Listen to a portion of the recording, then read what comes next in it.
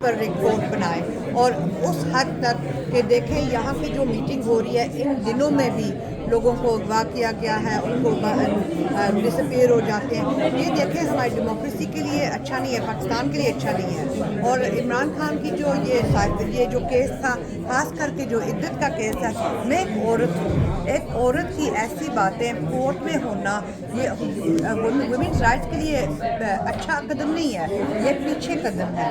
اور ہمیں چاہیے کہ ہم جب عورتوں کے حقوقوں کے بارے کہتے ہیں، جب جو یہ مہر بانو قریشی آئی ہوئی تھی، انہوں نے جب یہ اتنے مجھے نہیں معلوم تھے جو میں نے آج سنے، جو اس رپورٹ کے ذریعے نکلے ہیں، اور یہ ہمارے لیے فکر کی بات ہے.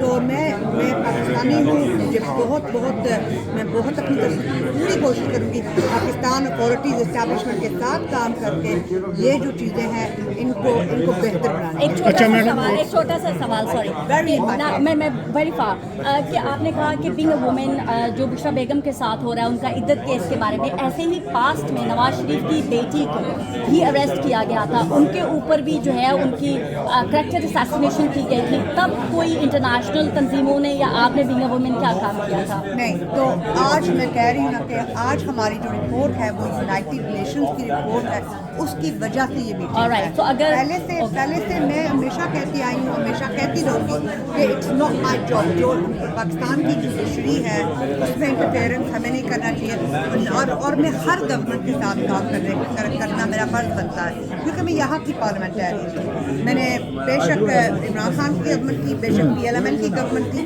سب کے ساتھ کام کیا ہوا ہے، ہر ہائی کمشنر کے ساتھ کام کرتے ہیں اور ہمیشہ کرتے رہیں گے، کیونکہ میری ایک ڈائسپورا کمیونٹی ہے بریڈفورڈ میں. مگر جیسے کہ یہ یونائٹڈ نیشنز کا بات